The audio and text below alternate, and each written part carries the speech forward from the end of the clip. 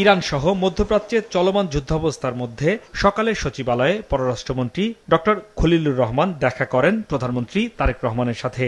তার কাছে মধ্যপ্রাচ্যে অবস্থানরত বাংলাদেশিদের খোঁজখবর নেন প্রধানমন্ত্রী। বিদ্যুৎ ও জ্বালানি মন্ত্রীও দুপুরে সাক্ষাৎ করেন প্রধানমন্ত্রীর সাথে।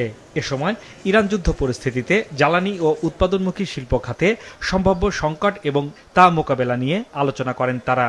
পরে পররাষ্ট্র উপদেষ্টা জানান, মধ্যপ্রাচ্যের অস্থিরতায় বাংলাদেশে জ্বালানি সংকট হবে না। আমাদের সিটিজেনদের ব্যাপারে বাংলাদেশি যারা আছে ওইসব জায়গায় এরাই আমাদের প্রায়োরিটি, এবং যারা স্ট্যান্ডার্ড আছে প্যাসেঞ্জাররা এদেরকে সহায়তা করা মোটামুটি প্রস্তুতি ভালো এগুলোর জন্য। এগুলা নিয়ে কোনো তেমন শঙ্কিত কিছু নাই।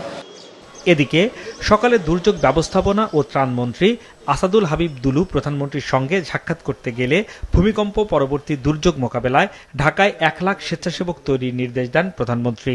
1 লক্ষ স্বেচ্ছাসেবক আমরা যেমন আমাদের কোস্টাল এরিয়ার মধ্যে আছে, একই আঙ্গিকে একই মডেলে আমরা ঢাকায় করব।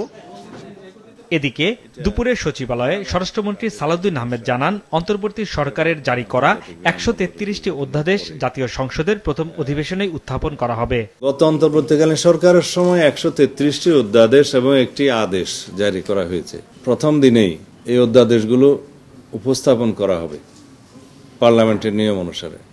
সেই অধ্যাদেশগুলো হুবহু কোনগুলো সংসদ গ্রহণ করবে সেগুলো জাতীয় সংসদে নির্ধারিত হবে। কিছু কিছু অধ্যাদেশ হয়তো সংশোধনী সহ গ্রহণ করা হতে পারে, সেটাও জাতীয় সংসদে নির্ধারিত হবে। আর কোনগুলো অধ্যাদেশ হয়তো প্রয়োজন হবে না, ল্যাপস হয়ে যাবে, তাও জাতীয় সংসদে নির্ধারিত হবে। এদিন স্বরাষ্ট্রমন্ত্রীর সাথে আলাদাভাবে সৌজন্য সাক্ষাৎ করেন বাংলাদেশে নিযুক্ত ভারত ও পাকিস্তানের হাইকমিশনার।